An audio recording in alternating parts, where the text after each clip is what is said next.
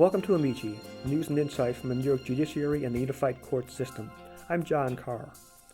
For the past couple of years, the Gender Fairness Committee of the 3rd Judicial District has been compiling oral histories of the pioneering female judges and attorneys in the 7-county region around Albany. A film documentary on the pioneering woman judges was recently reposted on the court system's YouTube channel at NY Courts, NYCOURTS. The committee, which is chaired by retired Judge Rachel Crutcher, an adjunct professor at Albany Law School, is following the video with a continuing series of oral history interviews with some of the pioneering women lawyers in the region. This work we're excited to share with you an interview Judge Crutcher and I conducted with trial attorneys Maureen Bonanni, Susanna Martin, and now U.S. District Judge May D'Agostino. And just for the tape purposes, it is August 6th, 2018. All right, if you could just start, why don't you go down the line, just say, just so your voices are clear for the transcription of who you are and just a tiny bit about your background, what your position was. And I am Susanna Martin.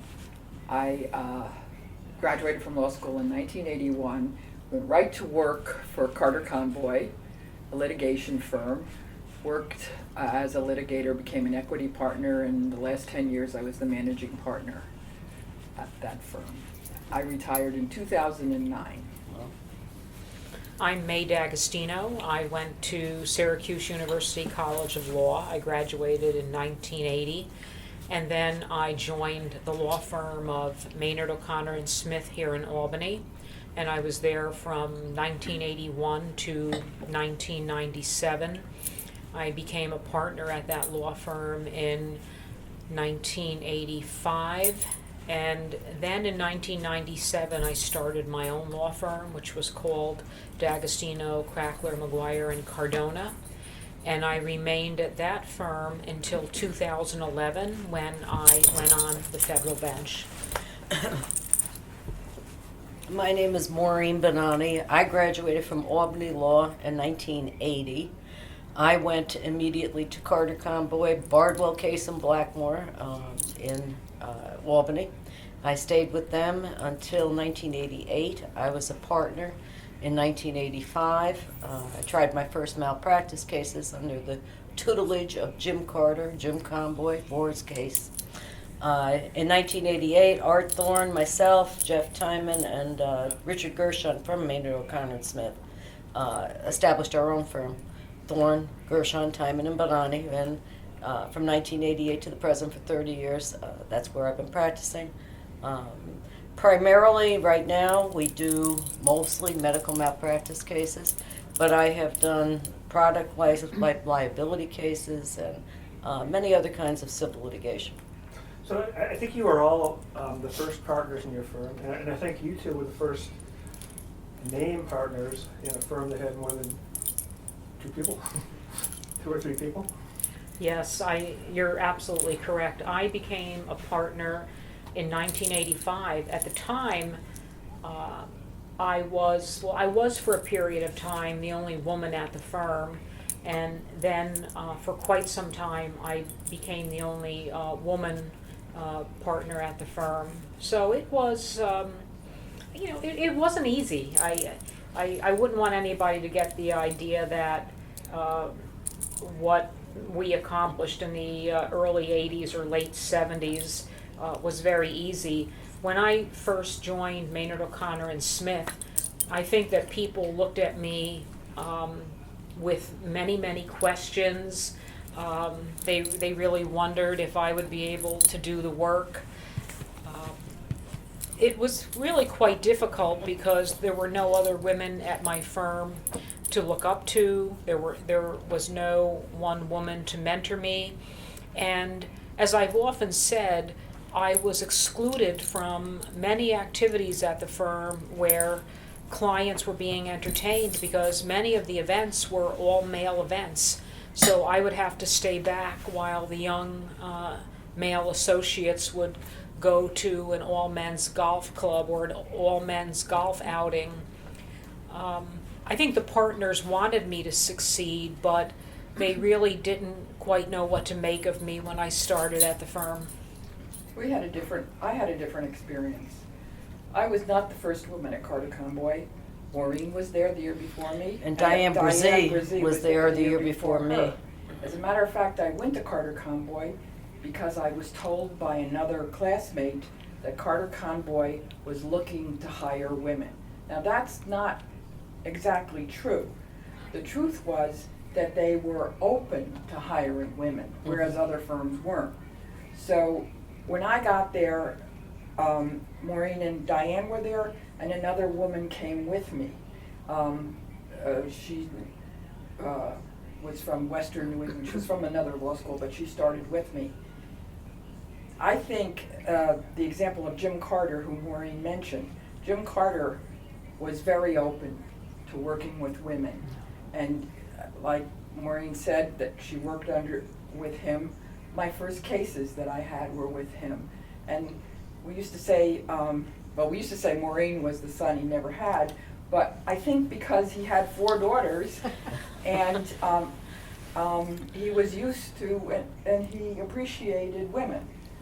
But that was it. I mean, I never felt in the office that anybody discriminated against me insofar as work was concerned. But what I experienced outside the office was a completely different thing. Tell us.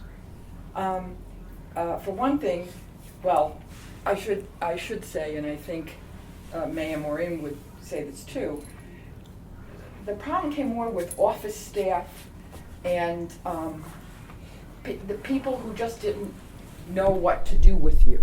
When I would show up for a deposition, it was inevitable the receptionist would tell me, "Oh, you can go right in and set up," because she thought I was the court stenographer. And a couple of times I fell for that, and I'd go in and the attorney would be in there with his client, and he would say, "The stenographer's already here," or something like that. I think there was an assumption that because you were a woman, that you weren't going to be tough, or you could just be kind of, pushed aside. So it was really hard to stand your ground and be firm. In our own office, my work got done after all the male lawyers. So the secretaries were much more receptive to doing work for the men than the women, except for Maureen, because I'll tell you, everybody in the office was afraid of her. So, and then they put me in charge of personnel, so there was a reason for that. But no, I agree with you. The firm that we went to, Carter Convoy and Bardwell, Case and Blackmore, is what it was at that time. All of them, I guess, now dead, except for Convoy. They were wonderful, and it was primarily Jim Carter with his 4 daughters who wanted us to succeed. Now, Diane Brzee was there before us, and she was so happy to have somebody And come. we will be interviewing Diane. Oh, Diane Yeah. was there, and she didn't want to do the trial work. She wanted to do appellate work and motion work. So that when I came in, it was the perfect opportunity. I had to ask, can I? And they said, why not? And so, that was the perfect opportunity for somebody like me to learn. And then took me with them, not every place, but took me to trials, took me to depositions. And, it was primarily Jim Carter that did that, but the other ones too. I was hired by Randy Ezick. My first malpractice trial was given to me by Jim Convoy. My second one, Gene Napierski. So they gave me the chance to get out there and see what I could do, warning me, because they knew that this was, a club of men, and that everybody wouldn't be receptive to having me there, and they weren't. And that's true of certain judges that are all dead. But, Well, and yeah, I mean, that's they true. were not happy Except to for see us there. Judge Conway. Judge Conway was wonderful. Judge Conway. Conway. He was absolutely Yeah. wonderful. He- Genuinely Absolutely. supported women in the profession. The first time I tried a case in front of Judge Conway, you had just tried that. I tried my that first malpractice yes, case in front of him. and he told me that I was going to win. He said, "Because women always win." He told me I was gonna lose. So- they always win in my courtroom. He started the Gender Fairness Committee. He was wonderful. So I mean, there were some wonderful people, wonderful men, and then there were others that were not so wonderful. Oh, You know, yeah. I remember at my firm, Earl Jones Jr. Clearly wanted me to succeed, but Yeah. it was a time when there wasn't, today associates are given a lot of teaching. People sit down with them and tell them how to do things. In my firm, anyway, the only way that you really learned was by doing. So Mr. Jones would eventually take me over to watch some of his trials and take me to some depositions. And that's the way we learned. But there was no question that most of the men at my firm really wanted me to succeed. There were some who didn't seem very thrilled that I was there, and I'm quite sure did not want me to succeed. But if you, I don't know about the two of you, but I felt that I had to work harder than the men. I felt such pressure because I was the only woman. Absolutely. We always work harder Yeah, than the absolutely. men. That If you doesn't want the change, work of even today. if you want the work of 5 lawyers, hire 1 woman. That's what Randy used to say. Yeah, I mean, I just felt tremendous pressure because I did not Yeah. want to muck it up so that the firm would say, in essence, well, we're never hiring another woman. This woman didn't know, her elbow from her fingers there, so we're just not hiring They also another wanted woman. to make sure that we fit in. Yeah. We had to, how do you treat us? Do we fit in the community? Do we fit in with them? Can they be themselves? Can they, not worry about somebody running off and saying, you did this to me?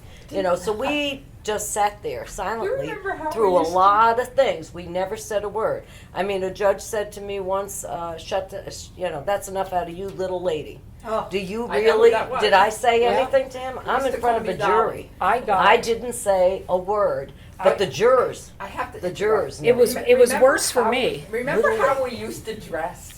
We Yeah, had to we dress. We used to dress like men. with ties and with the Oxford pinstripe glove suits. skirts. And did you wear those? But we had to wear skirts. We when I could never started. wear Yeah, slacks. we were told if we No wore pantsuits. pants, I was told I would be physically removed from the courthouse by a judge up in the northern tier. And also, I was Where it was called an cold. ignorant girl by a judge. And I went back and told my senior partner that because I didn't feel that any human being should be treated that way. So, I agree with what, everybody is saying, that I think most of the men in my firm really wanted me to succeed. Several judges were very, very interested in seeing us perform, and I think a lot of judges wanted us to succeed. But there were also some judges who felt that we didn't belong, and no matter what we did, nothing was going to be right. And all you could do with those judges was, to continue to make a record of some of the boneheaded things that they said to you, and you couldn't show any fear. I mean, I had judges say absolutely that. preposterous things to me, and I would not back down. The more a judge said preposterous things to me, I would just keep my cool and say things like, respectfully, Your Honor, I disagree with your position, and I would request an opportunity to make a record. The record. And, speaking of, others, I will never forget this. One of my first depositions was around the time that a corrections officer by the name of Donna Payant was murdered in a prison. And I walk into the deposition, and the first thing that happens is that one of the men says, "Oh, good, the court reporter is here," as you experienced. And I said to him, "I'm not the court reporter, are you?" And then for some reason, they were talking about issues of the day, and before the deposition started, he said in words or substance that what the hell was a woman doing in a correctional facility, and she pretty much got what you might expect she would get. And I was new to the community because I didn't go to law school here, and I was just frozen. Like, how and why would you say that in front of the only woman in the room? And, what are the implications, for that? So I Because felt that's how they truly felt. such hostility at that one of those earlier depositions that I went to. It was absolutely unbearable. I was born in 1948. I was raised in the 50s. She's older than I am. Yeah, And but not me. older than her. Yeah, sure. I like Penny. And for me to think that I could go to law school and apply, that took a lot. That took a lot of thinking about myself and re-educating myself. So when I see what May just talked about with people reacting that way to women in certain situations, I understand where it comes from, because it took me a long time to not think like that. That, oh, I would never have thought of being a lawyer when I was in my teens. I mean, that's a male job. That's a good point. I started out after I got a master's degree, and I started out, and this is probably what turned me to law school.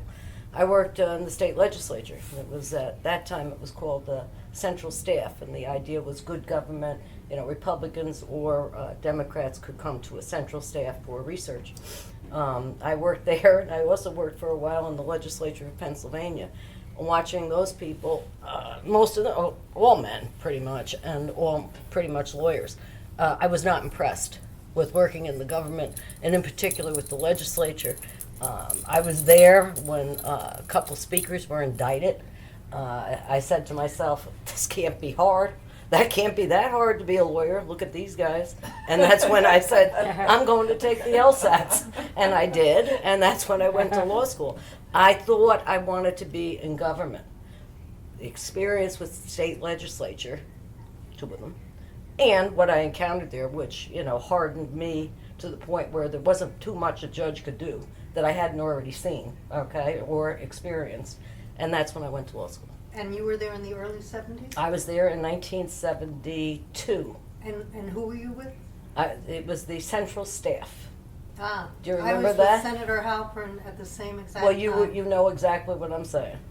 Exactly. Exactly. I And it was, hasn't changed today. I was an intern with a senator when I was in We did a college, program, Senator I'll tell you about it. Joe Gallagher, and I always knew I wanted to be a lawyer, and people have trouble believing that, but at a very young age, I realized that I enjoyed public speaking, and I thought that most likely I would go to law school and become a politician. I had a cousin who was the first in our family to go to college, and he went to Georgetown Law, and he lived with us when he was studying for the bar. His name is Ted Occolino, and he's a career law professor, but he had a huge impact on me wanting to go to law school, because he clearly loved law school, and I loved him, and I really had a lot of respect for him. But I just always felt that I wanted to be a lawyer. I thought I would probably use whatever oral skills I had to go into politics, but after interning for Assemblyman Tom Brown, who I had a lot of respect for, and Senator Joe Gallagher from the Bronx, who was a very, very interesting man, and I did learn a lot from him, I realized that politics, that was not going to be my path. So when I went to law school, I did as much litigation practice as I could, got on every trial team that I could get on, and had 2 amazing mentors in law school, Professor Emil Rossi and Professor Travis Lewin, who had me leave law school with, I think, trial skills that many people don't have until they're out 2 or 3 years. And I owe it all to them. It's not what I did, it's what they did for me. But I always wanted to be a lawyer, but I did think I would go down the political route. But I thought the legislature was a little bit dysfunctional even back then, and Just a tad. I didn't think it was going to be the right place for me. Little did you know. Yeah. One of the things that strikes me is not only that you went into law at a time that was kind of unusual for a woman, but you went into an unusual specialty in litigation, and furthermore, med-mal, defense. How did that all happen? Well, initially when I decided to go to law school, I never thought I would have to practice law. I just went as an academic. I was married, my husband was a doctor, and he was from a wealthy family, so money wasn't an issue. But when we got divorced, I suddenly realized that, gee, I'm gonna have to make money. I thought that I wanted to work in a DA's office, and because that's what lawyers on TV did, I guess. But at Carter Conboy, med-mal was the top of litigation. The med-mal and the product liability work was the best to do. And it was fun. It really, I loved litigation. If I could just work in the courtroom and not have to do all that preparation work, I would still be doing it. But if you, Maureen will know this, if you stayed close to one of the senior partners, they would get cases that they just didn't feel like handling, and they would pass them off to you. And I wound up in the North Country. I had just about an exclusive, me and one other partner would be up in the North Country in Plattsburgh and Canton and all the St. Lawrence, because nobody else in the firm wanted to go there. So, Particularly in February. particularly in February, right? Yeah. There were no women litigators in the North Country. In med-mal, you continually Yeah. deal with the same lawyers over and over. It's the same plaintiff's attorneys, the same defense attorneys. And there was one woman, Catherine Gale from Syracuse, and I would get her. With her, she would be on a case with me every once in a while. This is when I first started out. And otherwise, I was up there just with men. And luckily, the juries up there were very receptive to doctors. So I did very well. And then I started, I think I had a couple of cases with May up there. After you left, I never had a case with you up there. I had a couple of cases, but they were down Well, in Albany. after I left, I didn't do the North Country unless I absolutely had to. Yeah. So that was a lot of my caseload was just hand-me-downs from people who didn't want to go up there, and then I established myself. And then it got to the point where up in Malone and Canton, I was like a hometown lawyer up there. I tried a case against Dan Santola once, and the judge treated me like I was local, and Dan was the outsider. Dan was the New York City guy. He was yeah, from Albany. Big city. But it was rare. I think May and Maureen will tell you the same thing. There were very few women in that branch of litigation. There were a few women in litigation, but specifically in med-mal defense. Well, that's how May and I met, I mean. Yeah, Good. I met Maureen at a deposition where the mother had to be deposed. Oh, yeah. It was a case involving a baby who was born severely damaged, and my law firm sent me to the deposition, and I hadn't done very many depositions. I was representing the doctor, and Maureen had the hospital. Now, I had heard of her. In fact, I was afraid of her. There were just a handful of women practicing in this area. I knew Susanna was practicing litigation.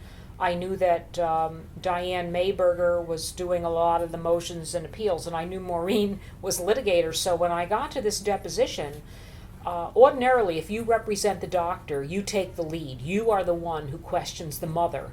And I wasn't quite sure what I was going to do, because I didn't receive a whole lot of training. And I looked at her, introduced myself. It's the first time I ever met her. And I said, Maureen, I'm May D'Agostino. I know that I should take the lead, but I've never done a deposition of a plaintiff in a brain-damaged infant case. These are the most serious cases that you can get, as you know. And I said, could you possibly take the lead? And I got, the roll of the eyes, because technically I shouldn't have to do it. But she was very kindly. Even though she was scary, she was a kindly person. And she went, I'll do it. Well, everything I ever needed to know about deposing a plaintiff in a medical malpractice case, a birth mom, I learned from her. And I bought that transcript with my own money. I bought a copy for myself, and I used it, for a long, long time. So, she she really taught me a lot. And I think that, I don't know, I've always tried to pay it forward my whole career. I know these two have as well. But we were a small band of comrades. There were just not that many women who were doing litigation. And for me, when I joined Maynard O'Connor and Smith, they had such a big book of business that Yes. it was only normal that if they had a lot of medical malpractice, you would do medical malpractice. But I also tried automobile negligence cases, products liability. Sometimes I was hired as, I would say, because I had fallopian tubes and ovaries. Like, I was often hired in civil rape cases where companies were being sued for a lack of security. I distinctly remember a company calling me in a case and saying, "Oh, we need you to represent us. A woman was raped," and I said, "Well, I find that a little bit offensive, quite honestly. Are you looking for a good lawyer, or what's the story?" But I knew what they were saying, because somebody was going to have to cross-examine that rape victim. But I mean, when we joined our firms, we took on their book of business until we started getting our own cases, and I think that's true for all of us. And that, something you mentioned was true.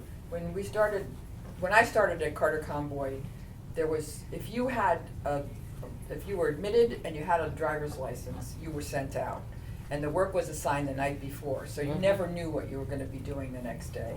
And there was no, I mean, I don't know what went through. Convoy did most of the assigning at like 4 o'clock the day before, and I don't know what went through his head, if he thought, oh, this is a good case for Susanna because she's a woman, or what. I think it was more based on experience. And, this is a more complex case, let's give it to a senior associate or a senior lawyer. It's a miracle they were so successful, since they handed us stuff we never the saw. night before. The night Yeah. before. You could get a trial the night before. Absolutely. It didn't work You that could way get a for me. trial this Yeah. way. I mean, Yeah. I Yeah. can remember they got off, didn't get diaried, and Jim Conboy coming to my office, because I was there for some reason, and saying, "Here, go pick a jury. It's an intersection accident." Oh, that's. And you're supposed to That's know exactly what absolutely questions true. to That's ask. absolutely true. And the other thing was. And you did. We used to be confused for each other. I can't tell you the number Oh, of yeah. times that I was called May, and this would get me, if someone would call me Maureen, I just stand up. Do I look like Maureen? Same with me. I would always say, It's a little "Oh, tiny thing. Miss Bonani is here," and I would say, "Your Honor, Miss Bonani is about 5 feet 1 inches tall and weighs 80 pounds. Clearly, you can see the difference." But that was true. They did. They confused the We three were of all the us. same. Yes. Yeah, We were the all 3 the same. women. Well, you weren't the only 3 women, you weren't the only women around then. No. But No. most of us were in government. You were out there, you were the trial attorneys. And my question to you, one of them, I have another question, is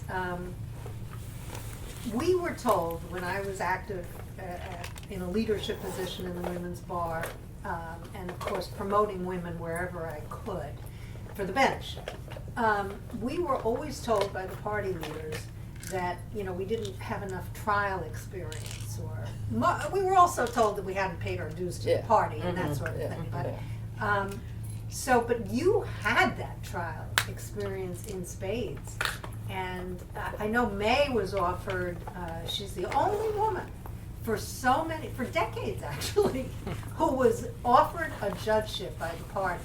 Yeah. But what about both of you, Maureen, Susanna? As far as a judgeship is concerned, Yeah, had you considered Did you it? ever Had seek it? Did you ever ask? I couldn't have taken the cut and pay. I figured. I seriously, Right. and also, I don't think I'm judicial, so, I mean, have a lot of respect for judges, most judges, and, Yeah. Well, after the legislature, I decided I wasn't going to be in politics. So, I didn't play the political game. I didn't enroll in parties. I didn't enroll in parties. I didn't play any of that.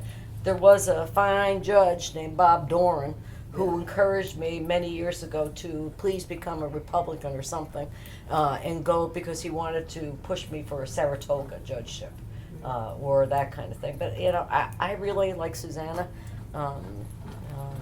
didn't want to do that. Well, it would have been a cut in pay for all of you. I didn't want to do that. Oh, period. I used to hear the complaints. I'd sit in Demarest's office and hear the complaints about, how you guys were getting, your clerks were getting more money than. Well, and we hear that from the judges, and even today, the things that the administrative judges impose, and particularly the administrative judge, the chief administrative judge, we still suffer, the judges, I think, up here, because of what happens in New York City. And we do not need the extent of the interference and the number counters and the crunchers and the pushers. And, we have a very collegial, I think, relationship up here. So I think that, the administrative judge, chief administrative judge in particular, and some others prior to that, shouldn't paint upstate New York with the same brush that they do New York City, Long Island, et cetera. I just heard the other day, and I don't know if it's accurate or not, that judges are pushing us now to get everything done within that 1 year because it's required. There And is, that's, and that started actually as I was about to retire. Well, it's our offensive. chief It's offensive. Well, she's trying to To do what? expedite and To get do things moving and. We might be and editing this so out. I'm not, I don't wanna get involved, Yeah. but was your I do second know question? that She's is trying. something that the Okay. judges are feeling a little of the They pressure. are feeling and of pressure, course, and we do that hear about it. translates That's to even the today. attorneys. And it does translate to us, and it puts a lot of pressure on everybody. That's unnecessary because we can get it done without all these, And it does typically emanate from New York. Absolutely. I agree. We do not need this. Yeah.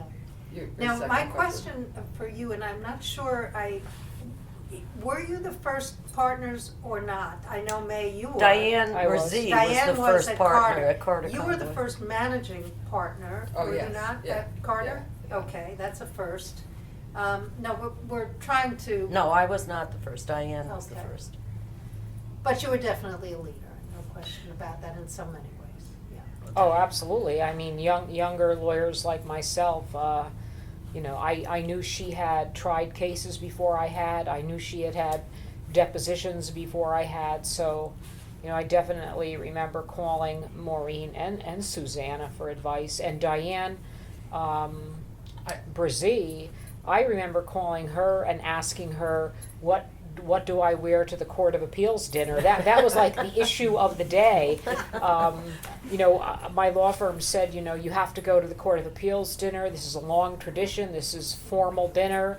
And of course, they're all getting their tuxedos, Yes. and I had no clue what to wear, stuff like that. I just remember calling Diane. And I basically lived in Diane's office because I'm the kind of person that learns by asking questions. Yep.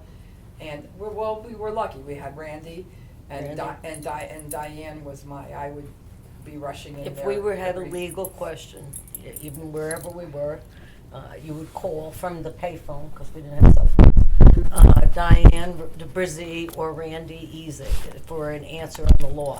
For example, May said, make your records. Well, we did make those records whenever judges were pushing us or whatever. But, the way some judges tried to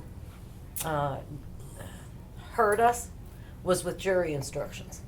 And you can tailor a jury instruction just so with a word here or there. If a juror is truly paying attention, you can be hurt. Your client can be hurt. And when they started ad-libbing off the PJI, we were always on the phone because we knew something bad was about to happen to our client. They would be the people to call. Yeah. Diane, Randy. At Carter Convoy, which was a litigation firm when I was there, Yeah. the most important person in the firm was the person who was on trial. And if you called in from court, no matter who you were calling, they dropped everything to handle your call.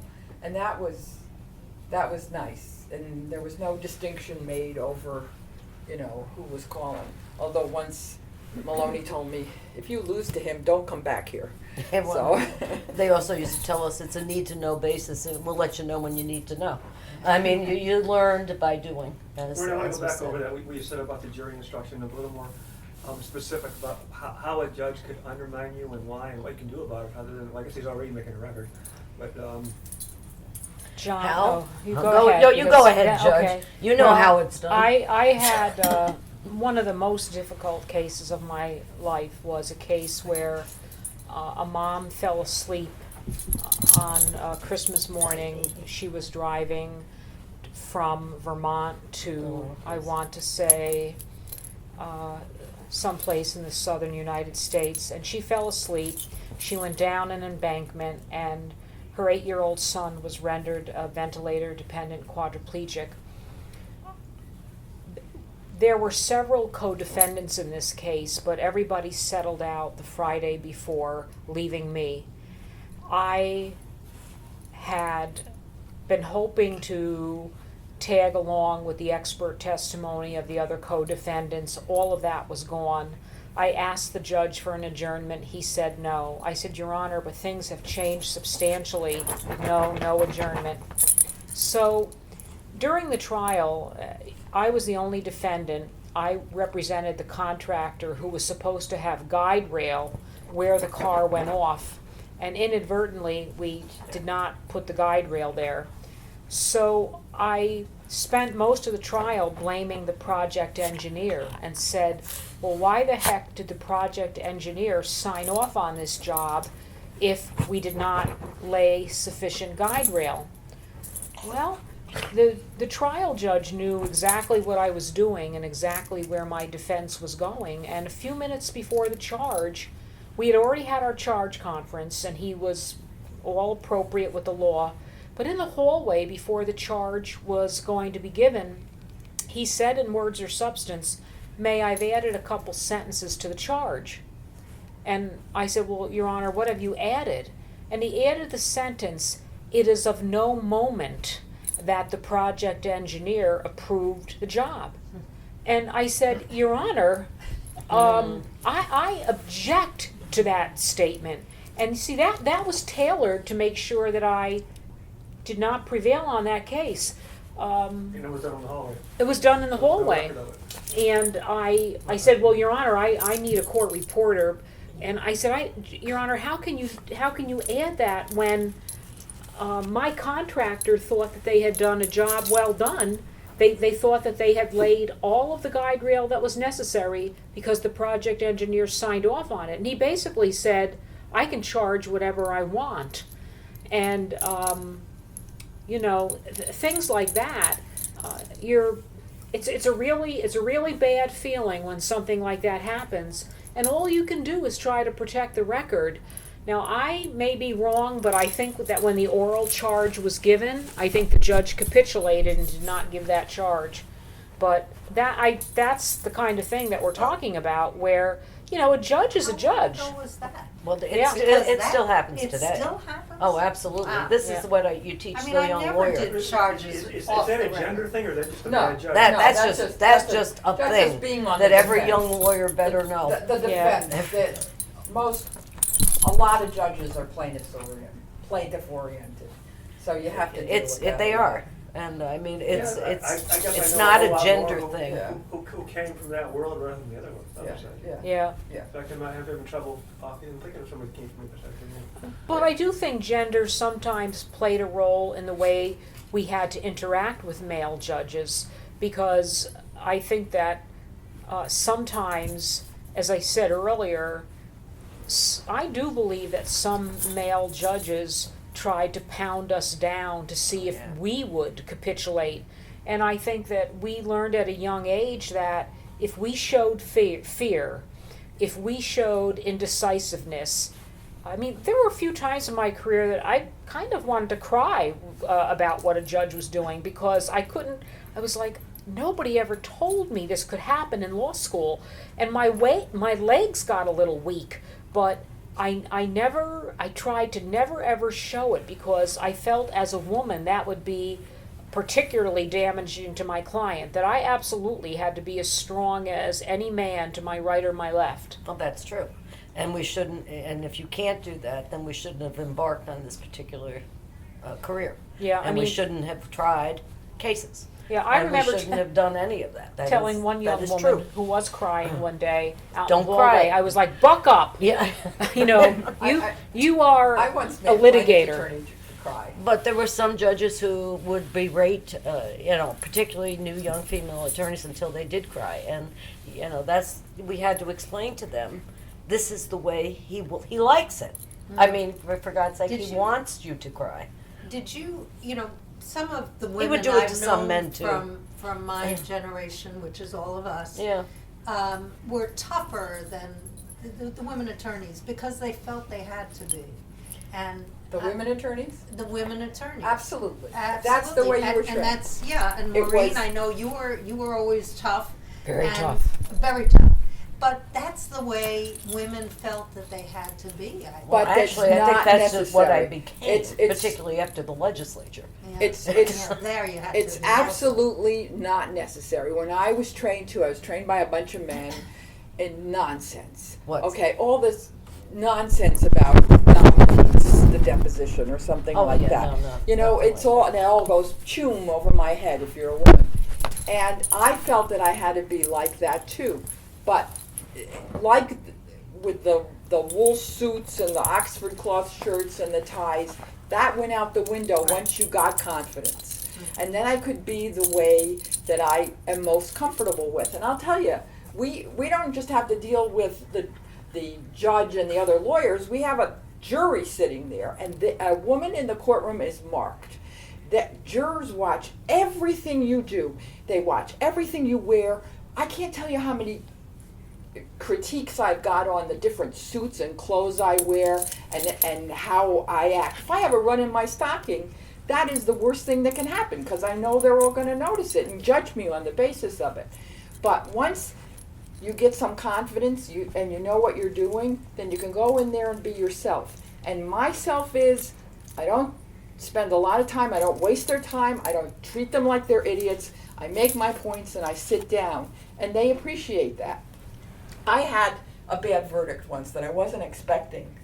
And after that, for the next 6 trials that I went to verdict on, and one that I didn't even go up, but I went pretty far, I hired an investigator to question the jurors after the trial. And I had a list of questions, and we would come up with it together.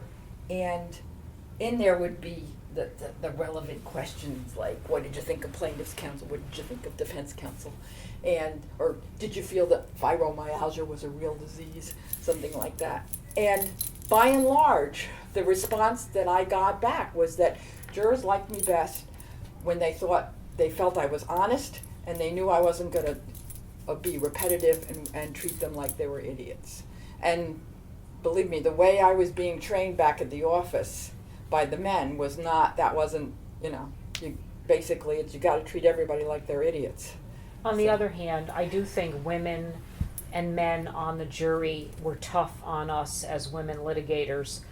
Back in the 80s, we had to use the same bathrooms as the jurors did, the women. We went into the same restroom, and I remember coming out of the stall once and hearing a juror say, "That lady lawyer's got an ugly suit on today."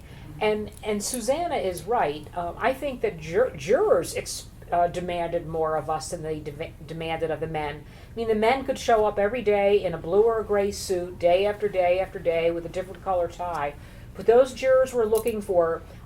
After I was divorced, I continued to wear my diamond for a while because I didn't want to have to explain to jurors what was going on in my personal life, and I could see them looking at my finger. I became very conscious of what I wore every day. After one trial, the jurors said that they had a betting pool going on what color suit I would wear the next day. I mean, that's ridiculous stuff, and they would never do it with men. I think we all dressed down our jewelry when we had a trial. I would never wear a pin. I would never wear showy jewelry. I did. We did have I wore other. my Rolex. Oh, well, you were brazen, but I mean, we did have concerns in front of a jury that men did not have, and I felt sometimes that some women looked at me early on with an attitude of, who do you think you are, Yes. being a trial lawyer? Yes. It wasn't just early on, May. It still It's happens. till today. I told every jury I had that I had no children, because I didn't want them to think I had children at home that weren't being taken care of. And I mean, there are so many things that you had to be conscious of. Even on jury selection now, I picked, last jury I picked was in January, but, this woman, when I was picking a jury, you could feel it, She didn't like something about me, and you know it right away. And basically, she was very honest, and she said to me, I hear what you're saying, and I know you have a job to do, but I don't think I'd like that you're so tough, basically. That I was going to be out there saying everything he says is not true. Everything you hear, you got something else coming, and she did not like me at all, but she told me. Well, So, that's all I need to know. Have you ever That's- heard It the happened. saying that women are tougher on women? I don't know if this is true. Women are tougher on women. And sometimes I would, be more uncomfortable with women jurors than I was with men, because I would, think. I had they're a gonna be judge more tell me critical. once that I only won a case because juror number something fell in love with me. Oh, I know what and it I is. said to I him, know what that I is. don't care if that's how I That won. was the mailman. I won. That was I the won. mailman. Yeah. I know that case. I know that case. And he was in love with her. You know what's interesting? If we did a wicked cross of someone, like these two women can do, and like I used to do, just demonstrating in a wickedly sharp Yes. fashion that someone is lying, Yes. we become shrill, and I'll say the word, bitches in the eyes of a lot of people in that courtroom. But a man can do it and be applauded for it. So whenever I was picking a jury, I would say, folks, I'm going to tell you something right now. In a few days, I'm going to be cross-examining that plaintiff over there, and I'm going to be tough on that plaintiff. I'm going to put that plaintiff on a treadmill of truth and see if she falls off the treadmill. Are you going to hold that against me? And of course, they all say no. But honestly, a man can do that with ease. But when a woman becomes tough, isn't it true, and isn't it a fact? Well, we have to worry about being called all kinds of names for doing that. And that's absolutely true. I mean, this last case, and you know this because I told you, Oh, yeah. I had to show that the parents were liars and not very good parents. And so that's kind of walking a very fine line. And I was the only woman attorney, but interestingly, it was two female doctors. I didn't have both of them.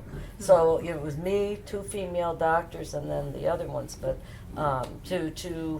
to say the parents didn't treat their own child right and to prove that, that's why the woman didn't like me. Okay, get off. How were you treated by your adversaries? I suspect you've all spent a whole lot of time with Stu Jones. Oh, I love Stu has always treated us with nothing and but his father respect. before him. And his father, too. It's. Yeah. I tried a case with Stu Jones, and we had a hung jury, and I consider that a victory. And he sucks all the air out of a courtroom. Mhm. And he doesn't personally, demean you or anything, but he's, I just had to moderate how I was to like, because he was so dramatic and so emotional about his client that I just kind of had to change my whole style and just try to be the reasonable person. I don't think even early on, any of the attorneys personally tried to demean us. They wanted to beat us to show that we were some sort of a fluke, shall you say, and and they wanted to be the first ones to beat us, and you know what I'm saying? Yeah. Because we had a series of successes, and you have a series of successes, and who's going to bring her down? That was the kind of thing you experienced. But that, as soon as they knew that we were here. And we were staying and continuing, and we were prepared, and we knew what we were doing, and our clients were well prepared to do it. It stopped. Well, some men, gave us Not for all gave me women, the but for silent us. treatment. If we were at a pretrial conference or getting ready for a trial, they would be all fun and jovial with everybody else, and just like totally ignore me, which made me feel pretty badly. But I remember I tried a case. I think we were co-defendants. There was a lawyer in Delmar named Carl Schrade, and he was a lot older than I was, and he looked pretty scary. But we got through the case, we tried it, and it was a period of time where I kept, getting stopped at the metal detector. You can't come in because you're not a lawyer. And I remember, I think it was that day, the person at the metal detector had prevented me from coming in numerous times without a long explanation.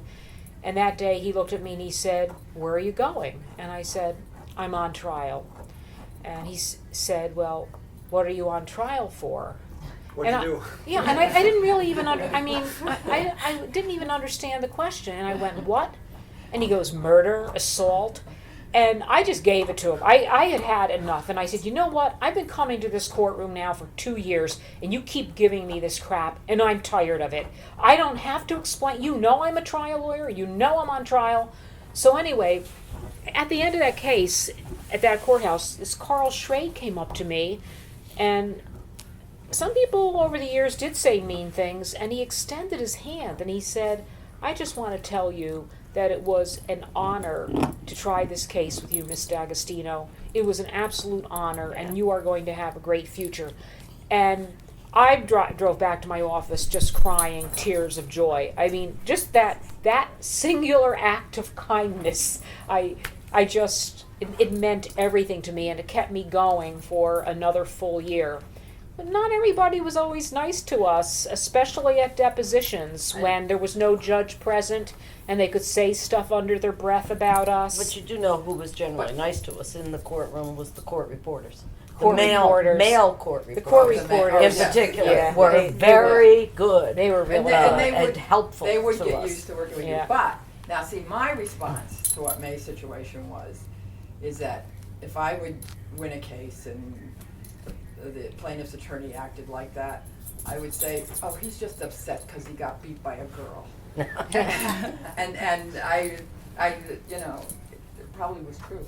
Yeah. I tried a case once with a plaintiff's attorney who was very tall, 6'8". He had been a professional baseball player, Wow.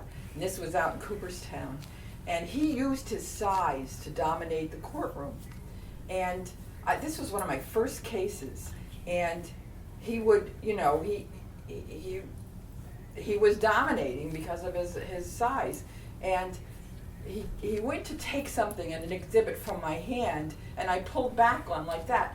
And out of the corner of my eye, I saw the juror, or a woman juror in the front go, "Yeah." So you kind of, you can use this thing two ways. You use the female thing you can use it to your advantage too. So for a long time, it seems like you three were it in med-mal defense in this area. Yes. Yeah. I mean, Who else?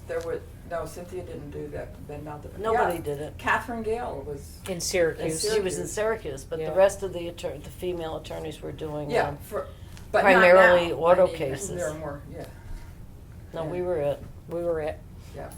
I think that there's a bond between the three of us that, we can kind of finish each other's sentences, and we know what the other is going to say before they say it. It's developed into, people sometimes ask me, Whoops, you scared yourself. how could I be friends with Maureen because she was at a competing law firm? How could you be friends with somebody at a competing law firm? And, I have to say that early on in my career, we were at 3 law firms, all doing the same thing, and all probably competing for the same pool of clients. But I felt nothing but respect for the two of them, and that has continued, even though I still don't practice anymore. There's just I think a bond, because the 3 of us were thrown into the fire. Yeah. It's interesting to me how you all ended up in this field. And none of you really intended to end up there. None of you, as far as I know, has a science background. Really. No. No. And you just kind of Fell into it. stumbled into this specialty. Yeah. But it is very interesting. I It mean, was up and coming. I mean, it was up and Yeah. coming at that point in time, believe it or not. In the early 80s, late 70s, medical malpractice cases were being filed in numbers that Yes. we have Yeah. not seen since that aren't time. the same now. Oh, yeah. And, But- the volume was incredible, and how those cases were handled was evolving. I can remember, it was, Remember Dan the panels? Mahoney Oh, was yeah. the first plaintiff's attorney to come at us. I think it was one of Carter's cases, and at trial, and you didn't have to do expert disclosure or anything, with a life care planner in a case where a child was damaged and was going to live forever. And this was all evolving, how to Yeah. even try these cases. So, we were at very good firms with very good people. And we also, though, it was just the brink of how these cases were going to be handled. So we were lucky, Yeah, Very fortunate. very fortunate Yes. in the timing. and there was the firms had a lot of work. Maynard and Carter had. Yes. They had a lot of work, and they needed the attorneys, so they didn't quibble about No. who was what. When and how did things begin to change, and when did you start to gain acceptance? As the numbers grew, or as time went on, or didn't you? Well, as Judge Conway said, what did he say? Buildings and judges gain prestige the longer they. I can't remember. Judge Conway told me this. Old buildings and judges get distinguished the longer they're around, and I think it just came from being around for so long. Being accepted. It's Yeah. interesting what you've all said about Judge Conway, though, because he was maybe the oldest judge in that building, Yep. Yep. Yes. and he came from a generation that this is a peculiar. He was wonderful. Yeah. He was He wonderful. was a kind man. I mean, Yes. He was. Judge Hughes was demanding on everyone, but Yes. I He was never, one to I everyone. felt that Judge Hughes embraced women. He just wanted you to do a good job, and he was frightful equally to both men and women if you weren't doing a good job. But I certainly couldn't say a bad thing about Judge Hughes, who was there when I broke in. And the judges, some of the older judges, like Chilakas. I love Chilakas, but Chilakas could say the wrong things to you. But It's a generational thing. yeah. Yeah, but you couldn't But take when- offense But at it. when you, He didn't mean when it. I had younger judges who were pulling this nonsense, then I wouldn't stand for it. I mean, Conway and Chilakas and could get away with a lot that somebody knew coming on the bench. It but- wasn't even that. This was their way. And, Yeah. this is the way Let's they define it a treated you little bit. like your father, for God's sake, Let's you make that a know. little clearer about what they're getting away with. Oh, That's by not- by calling you I know what you're talking about, but I Yeah, want to. yeah. by calling you dear or something like that, or not referring to you as. I went by Mrs. Fish because I completed everything. I was married. I didn't change my name because that would have been such a big deal. So I was Mrs. Fish, even though I would prefer to be called Ms. Fish. Mhm. And just a lady calling me a lady.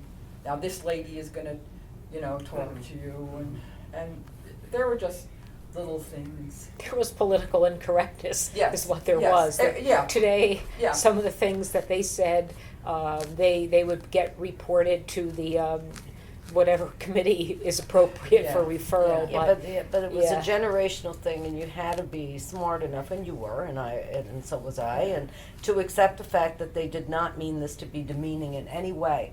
This is the way they would talk to their own daughter, okay?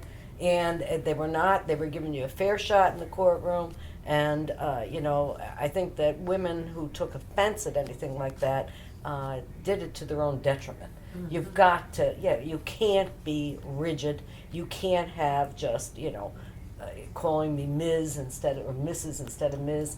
I mean, that's, you've got to know, when somebody says to you, shut up and sit down, little lady, in front of a jury, that's different than That's calling me a different. lady. That was, Or Mine- shut- mine- Yeah. mine was, That's- yeah, And Chalakis you made. don't Did I react. do that? No, No. Chalakis Did would. you have that? He Oh, said things shut up that and were sit down, yes. inappropriate. But I wouldn't, I mean, that's just the way he was. But sit down Dolly was what he said to me. Yeah, and I made an yeah. objection. Ah. But, see, sit down Dolly didn't go well with the jurors. I, So well, I he never, didn't care. I mean, he But never said anything like that. if a younger judge, and I'm trying to think of some younger judge, a Seiss or somebody, or if they started with this nonsense, then I would speak to them and say, you know. I think my point was, I saw other women coming behind me who, and even those today, younger women, who react inappropriately, in my judgment, to things that are said that are not meant to be malicious or demeaning. And they've got to grow a hide. And if they don't have one, you know, maybe they shouldn't be doing this, because it's not necessarily a sexist thing or a woman thing, or, you know, anything that is intended like that. But, you know, things are going to be said. Things are going to be said to you in a deposition, in a hallway, you know, behind your back, whispered in your ear. And if you can't deal with it, then you don't belong here. Litigation is a tough world. It is. It's not for the faint of heart. No. When an injustice was done back then, like shut up little woman, or, you know, for me, shut up ignorant girl, oh believe me. Or sit down Dolly. Yeah, that was You know who totally that was. unacceptable. Of course it was. It's unacceptable then, it would be unacceptable now. And you know what, if you did have a problem with a judge in terms of how they were addressing you, Ms., Mrs., Miss, you could there isn't any reason why you should not say to the judge, you know, Your Honor, I would ask you to refer to me as Ms. D'Agostino. But a lot of them didn't even know what Ms. stood for No, they didn't. in that period of time. So Weren't you the one good luck with that. who told the judge that you would leave your son on the corner or something because you wanted? Oh. Well, wasn't that you? Yeah, that was me. I had a judge who got angry at an attorney during a trial and didn't seem to be able to necessarily control his anger. So he told us to report to the courthouse at 7:45 the next morning. Well, this particular courthouse, they don't open the doors until 9 a.m. And he got so angry, he's like, two of you, be at this courthouse at 7:45. And I hadn't done anything wrong. It was like, you know, we're both being punished. So he said to the plaintiff's lawyer, you have any problem with that? And it was the plaintiff's lawyer who had brought this on. And the plaintiff's lawyer says, no, Your Honor. And he turns to me and he says, you have any problem with that, Miss D'Agostino? And I'm lucky I didn't go to jail in retrospect, because I said as follows, no, Your Honor, I'll just leave my 5-year-old in the house alone and have him walk to the bus stop by himself. And after I said it, I was like, I'm going to jail. Yeah. But he stared me down and he went, 8:30, and I go, yes, Your Honor, I'll be here at 8:30. Yeah, so. It was I funny. think I could figure out who that was. Yeah. Yeah. But Yep. She does a When- good impression. when you mentioned Yeah. when you mentioned closed pants, wearing pants in the courtroom, I know trial lawyers right now, this day, who will not, they wear skirts in the courtroom. But the first time I ever had somebody wear pants in the courtroom was an associate I brought to a trial, and she came in a pantsuit, and it wasn't that long ago, and well, that wasn't that long before I retired, and I looked at her like I was going to send her home, and then I thought, well, why not? And she was fine, and the judge had no problem, and she was fine. Well, the irony is, you know, we talked about our Court of Appeals suits and things like that, and they always had to be skirts, always. Yes. Yes. And now the women on the Court of Appeals wear pants, all of them. Yeah. And pantsuits. Yeah. But we were So- told by I was told by several judges in the early 80s that if I ever showed up in pants that I would be bodily removed from the courthouse. So that was a little bit of an issue. And it was, there was an, you know, I mean, I think back now, though, there was an issue for men, too. I mean, at Carter Convoy back then, the men had to wear white shirts with long Yeah. sleeves and, you know, and a certain color suit. I mean, there was a dress code, which is very lax today, shall I say, in many firms. Yeah. And, you know, there was something about that that made you feel like you were a lawyer, you know, being dressed up and, you know, and stuff like that. So, yeah, they did that, but, you know, it applied to men, too. But I've read articles that said that the women are more of a target in the courtroom by jurors. Although there's a funny story about one of my partners where the plaintiff's attorney, Munson was the judge, the plaintiff's attorney wore the same tie every day. So the jurors brought him a tie.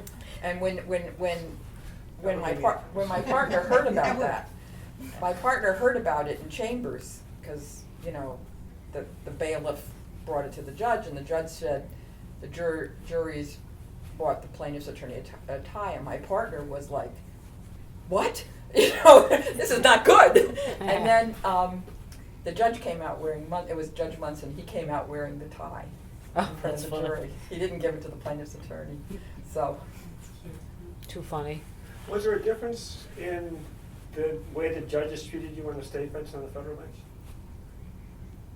Or were they, was it the same sort of Well, thing? I think the federal court was always a little more sophisticated, shall we say, and I don't know why, but I can remember Judge Minor, Roger Minor, and trying cases in front of him, and he would not tolerate any bit of nonsense, and or From anybody, right? from anybody, but a word or about me to anybody, or you know, I can remember I was in the courtroom and the lawyer said, "I object to what she just did," and he looked at the lawyer and he said, "She has a name," and that was whoa, you know, here we go.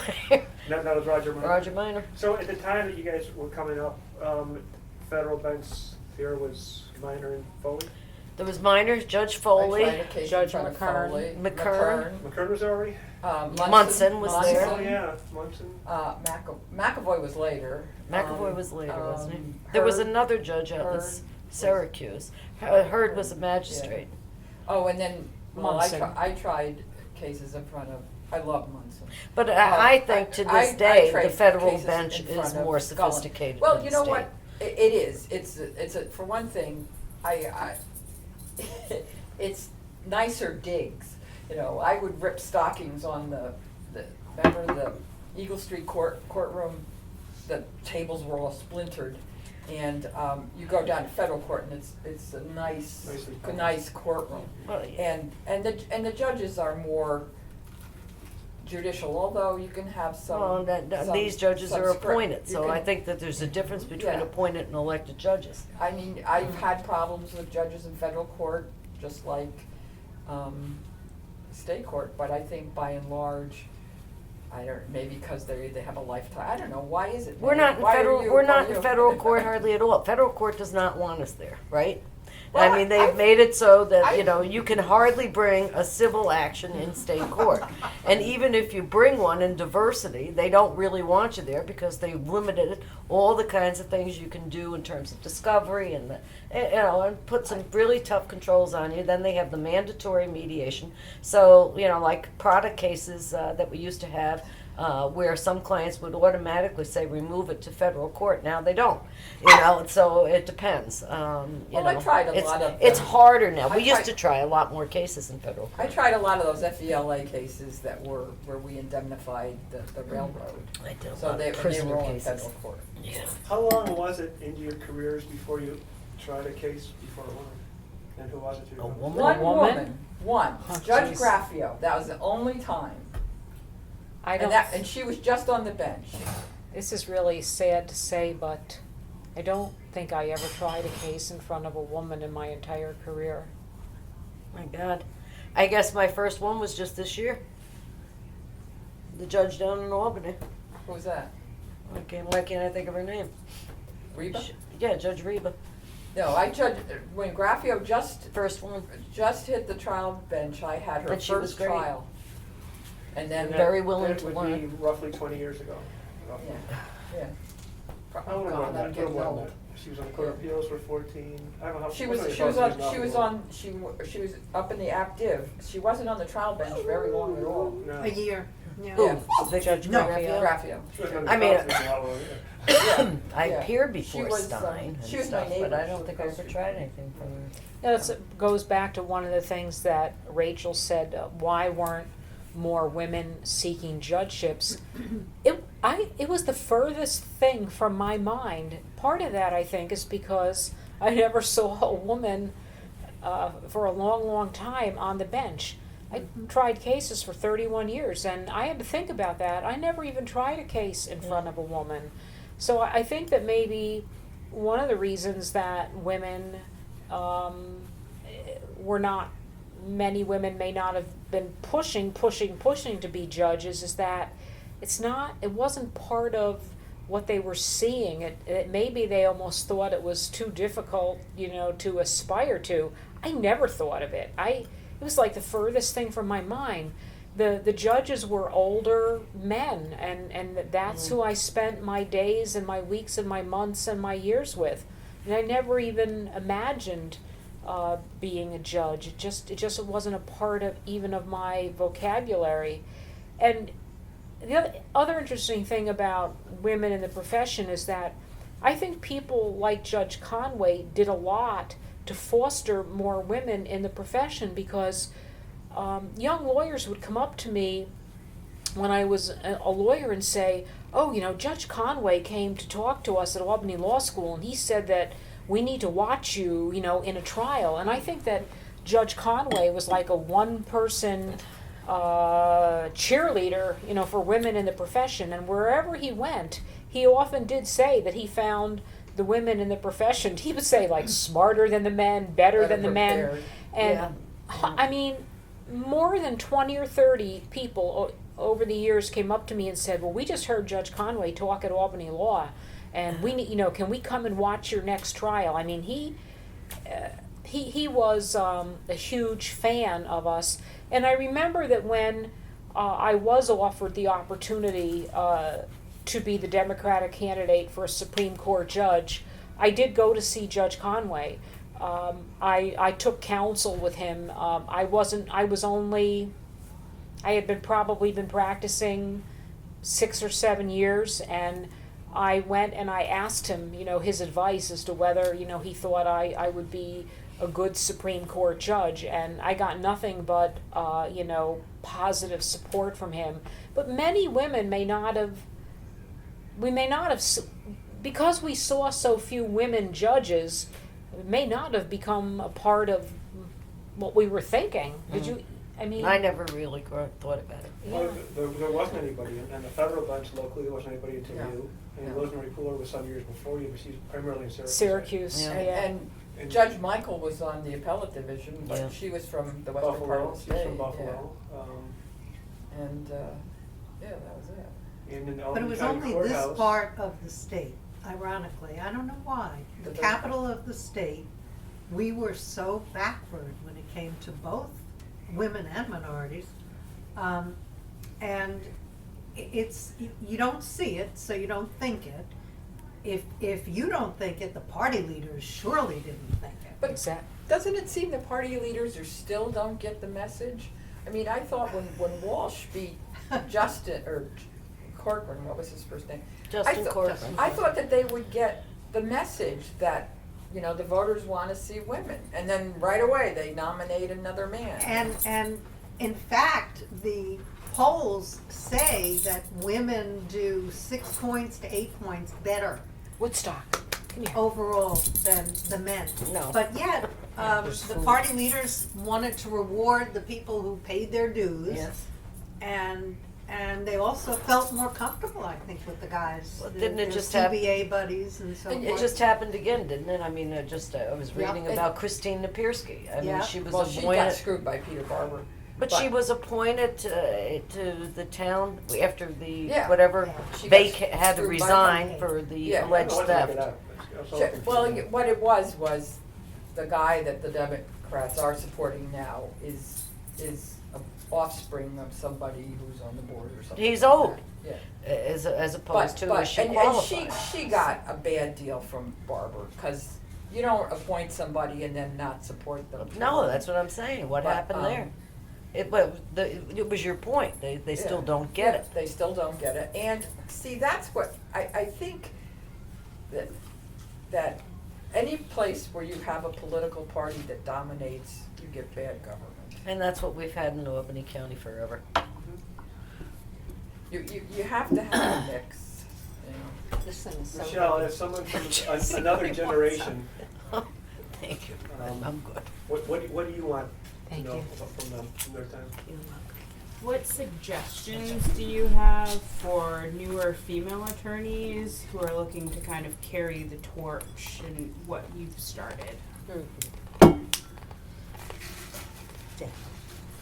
I think they have to get themselves well prepared in law school. For example, although you may not want to specialize in law school, if you have an idea as to what you want to do, whether it be commercial litigation, transactional work, I'm a big fan of being a litigator to the point where I often will say to an audience, please excuse me, because there are many other things that you can do with a law degree Absolutely. other than to be a litigator, and they're important.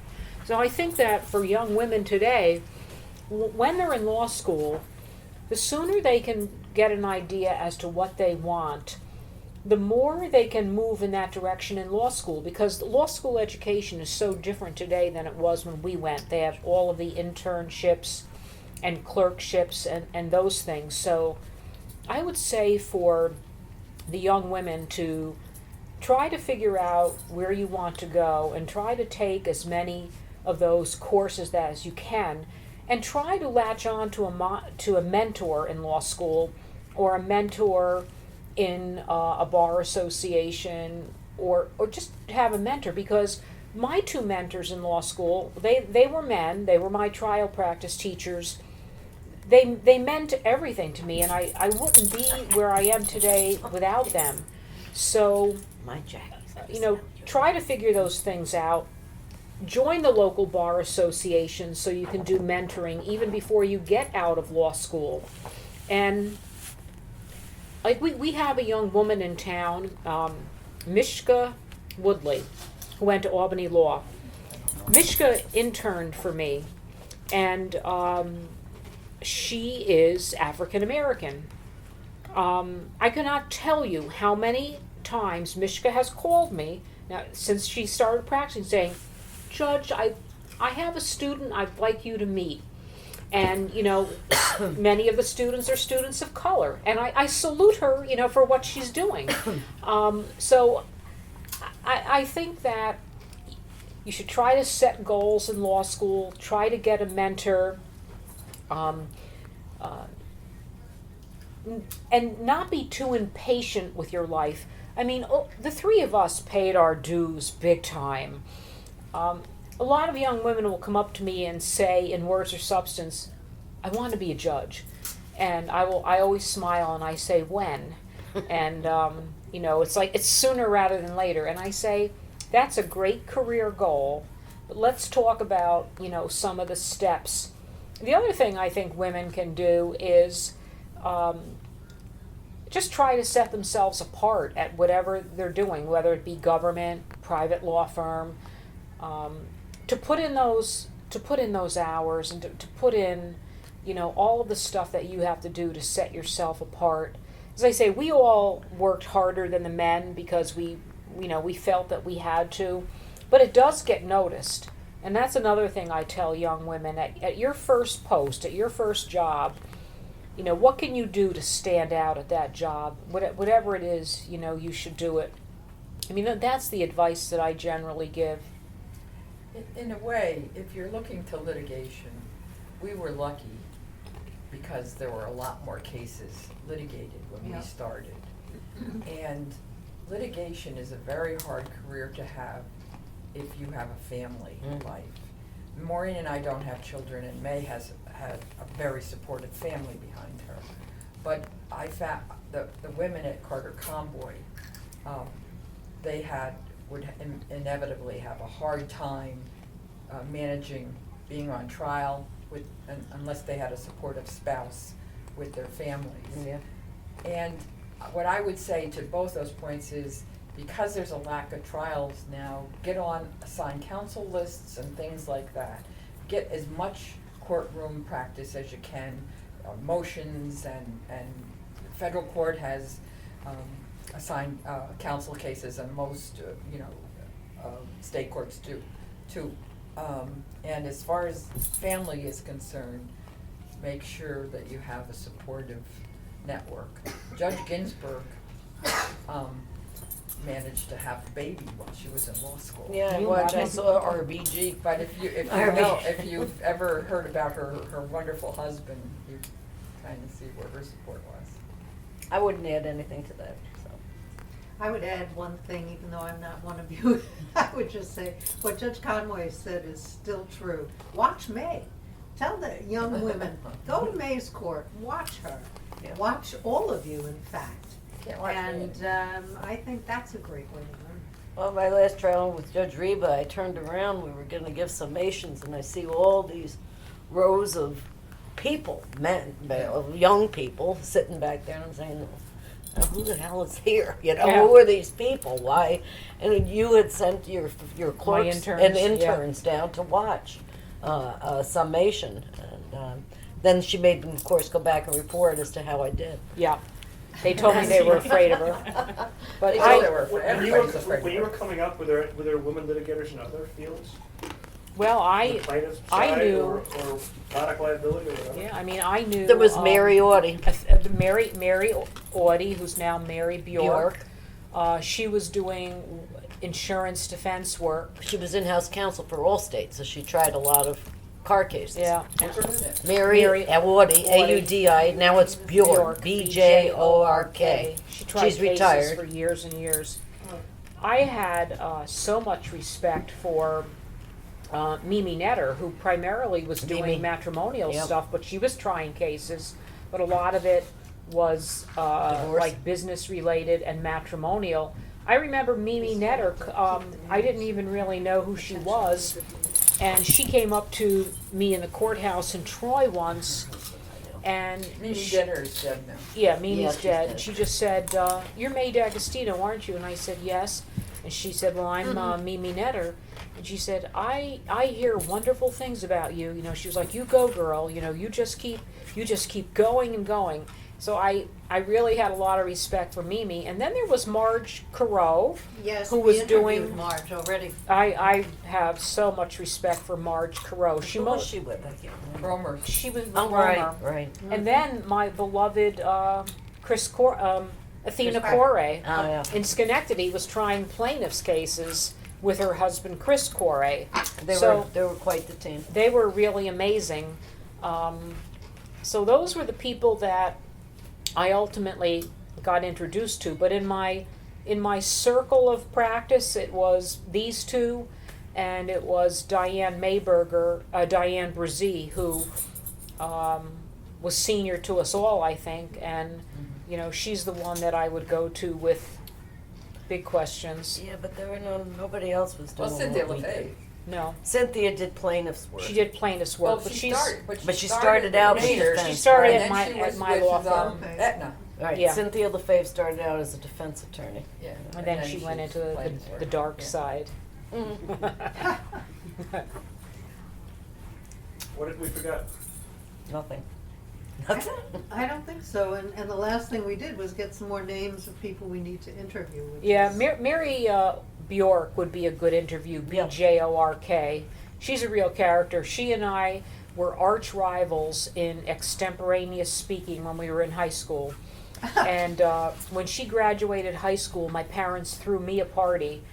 They actually threw me a party in my yard because Mary used to beat me in the high school, speech programs. So once Mary Audie graduated and went on to college, there was hope for me. But we still all stay in touch. I mean, Yeah, we're I'm still- gonna tell her you I was said just that. with Oh, her, she- and her she- daughter's graduation. We just Yeah. went to the party. What about Louise Dunn? When was Oh Louise? yeah, Louise came after Louise us. came after. She's a very good trial lawyer too. She recently retired. But we're trying to get people who are firsts in some way. Mary, Mary- Mary was before us. Yeah, and Mary was the managing partner of Allstate. And it was Allstate that she was Okay. in-house counsel for. Yeah. Good. Yeah. Um, yeah. Mary was the first. She's a rip. You would like You know, talking to her. I started thinking when you contacted me. Where is she now? I started You know? thinking She's about retired. Voorheesville. She lives in Oh, you Voorheesville. started We Yeah, can, thinking she's in about the other phone women book. that We I can may give have you her encountered, contact and I was information. amazed.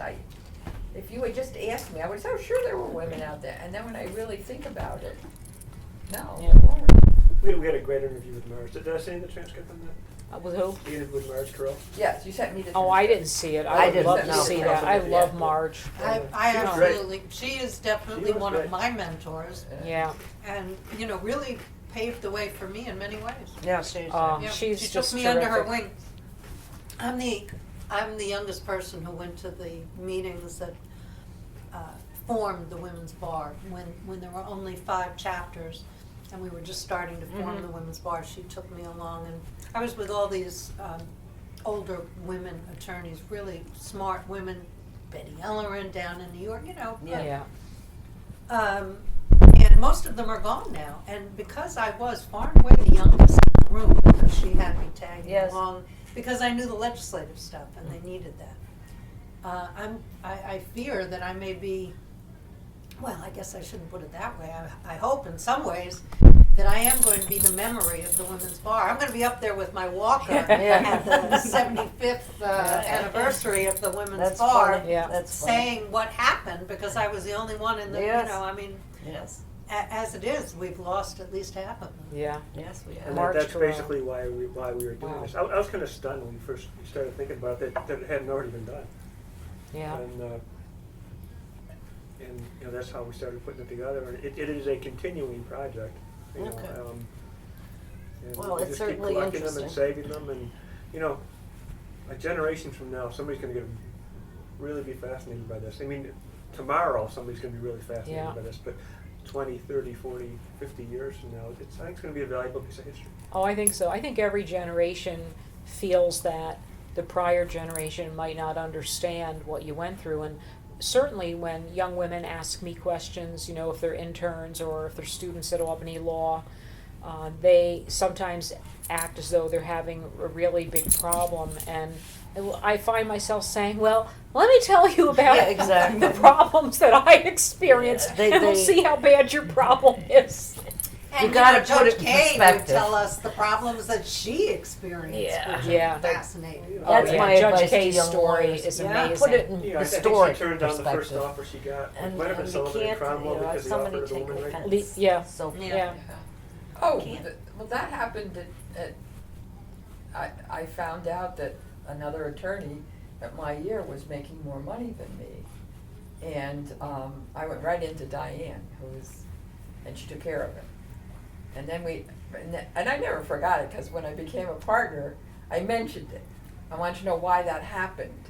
And, because he had a family to support. oh, you know it! Exactly. How many times was it said to and me? how many of you, when you were interviewed, were asked that question? Do Oh, you plan to have? Oh, them? yeah. Oh, yeah, are you pregnant? Are you planning to Right. have Yeah. children and when? Someone asked me that question. Yeah. And Maloney sat there and said, Oh, you my- can't ask her that question, you can't Yeah. ask her that Yeah, question. I mean, today there are unasked questions because the I men know know you that they were can't right ask over. them, but they're still thinking. They're still thinking of them. Let me ask another question just occurred to me. Have any of you done much appellate work? No, I Well, did. I used to did a do lot. of it. And was As there an a difference associate. in the way you were treated by the appellate judges and the trial judges? Oh, yes. Really? Yes. That was very abrupt and very quick and very certain. You mean, Oh, yes. you mean treated as opposed to Mhm. the The male trial judges. male trial judges? I don't understand the question. Are you saying? Well, did they call you dearie? Oh, or, no, you know, no, no. Oh my nothing God, like that. no. No, It was a nothing. much Exactly. higher decorum, Right. shall we say. I I look at trial judges and us as street fighters, okay? and it's like, are you going to Yeah. survive this? And can you survive that? And what's coming next? And, a lot of the trial judges in the past in particular were like that, rough and tumble and ready and, quick with the word and Well- a shot. And the Here appellate or division there. and the court of appeals was a little more refined. I've only been to Well, the Court of not Appeals in once, the- thank not you, in the and I was Second scared Circuit, to death. I'll tell Don't you ever that. want to go back. The Second Circuit If is you're in- not refined. And if you're in the Court of Appeals, something is No. really wrong, and I don't want to know which way it's going to come out. I regret never seeing the Second I've Circuit. argued in the Second Circuit twice, and the first time was an antitrust case, Never been and there. Judge Amalia Kirsch was the presiding judge on the bench, and Judge Winter from Yale, who taught antitrust law at Yale, and Judge Kirsch practiced antitrust law at Sullivan Cromwell, I think. And I don't remember who the other judge was because all I could think about was them. And they were brutal. They were brutal on the plaintiff's attorney. And then when I got up, and I was a young attorney, and they hit me right away with the one question That you didn't want to answer. that I didn't want to answer. And so I came out with, well, we thought it was important to be consistent. And so the judge, I said, no, we hadn't argued, we hadn't taken that position, and we felt we had to stick with our position we had taken all along. And Judge Winter said to me, so you felt you had to be consistent rather than win. And I was like, That's not good. I was like, Yeah, and well, Jim there's a Carter clue. was sitting next to me. He was sitting next because he let me argue it. Because it was an antitrust case, This goddammit. doesn't sound like a gender thing, though. It seems like they That mistreated was what everybody. I No, was they gonna were, say. they were, Or they I don't know were, want to say mistreated everybody, but I demanded. think that- Yeah. Demanding. Yeah. We were a real novelty in their eyes, though. I remember the first time I argued at the appellate division. I was very young. May it please the court, my name is May D'Agostino. I'm an attorney with Maynard O'Connor and Smith in Albany, and I see all these heads go up, like, may it please the court, I'm an attorney with Maynard O'Connor and Smith, and I represent the town of Bethlehem Planning Board, and it's like that. I think that we were a novelty, a big time novelty. I felt like they were not seeing many women in Albany at the appellate division or at the Court of Appeals. I argued many times at the Court of Appeals when I was young, and they seemed to be pretty titillated by the fact. They just seemed surprised when they saw a woman there. So I don't think too many women were doing appellate arguing at the time either. Diane could answer that better, but I do think that Judge Leonard Weiss was and still is a proponent Of women. and was one of our champions that Yeah. just would push us and make sure that we got ahead if he could. I mean, he wanted us to succeed, very much so, and that was without reference to politics or anything else. Just Leonard Weiss just was wonderful, It I was- believe, to it all was- of us. Yeah. It was Judge Casey who was the PJ when I. Casey, I Casey. do recall he was too. I liked him. He was too. I don't know about the appellate division. It was a much different world than the It's appellate more division. refined. I argued because, there. it's I argued just there more 12 refined. times And in my yes, first Diane. year. She Yeah, may have 12 made the right times. choice. The guy who would assign the guy who assigned the appeals in the office would give them to me, and this is a backhanded compliment if I ever had one. Let's baby. Once when another partner was saying, well, she can do, look at the job that you're talking about, another associate, look at the job she did on that appeal. And he said, well, Susanna would do that good a job if I gave her more time, but she can get an appeal out in 2 days. So 12 times my first year I was up in the appellate division. I argued at the appellate division too many times to count, and at the Court of Appeals.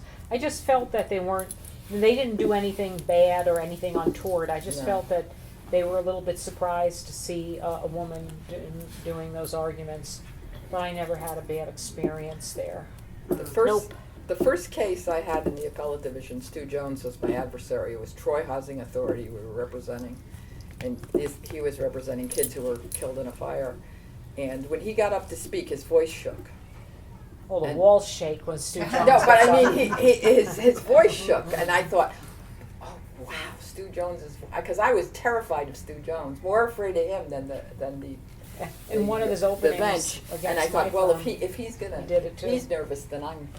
He's like, okay. shame, shame, Yeah. Oh, he shame. Yes, and Was yes. his father more or less retired when you guys started? No, Yes, he was still He was still practicing. He but he was more or less retired. He was slowing Yeah. down, but he Yeah. was still practicing. I had cases with him. And Stuart Jones would do shame, shame, shame, That and was- Gene Napirsky Sr. would do all his plaintiff needs is money to rub all over him, and he'll be Yeah. all better. Gene, And there you Gene go. would get up. Gene would get up and he would say, now, No, Mr. I Jones is heard going to it. get up and he's going to say shame, shame, shame. Yep, You and he know, would and do then it. and then Stuart would say, if you don't mind, I'll do my own opening, Gene. And then he'd get up and say shame, shame, shame. Those were the days. Thanks for listening to Amici. You find all of our recent podcasts on the court system's website at www.nycourts.gov, and most are also in the iTunes podcast library. If you have a suggestion for an Amici podcast, please let me know. I'm John Carr, and I can be reached at 518-453-8669 or jcaher@nycourts.gov. In the meantime, stay tuned.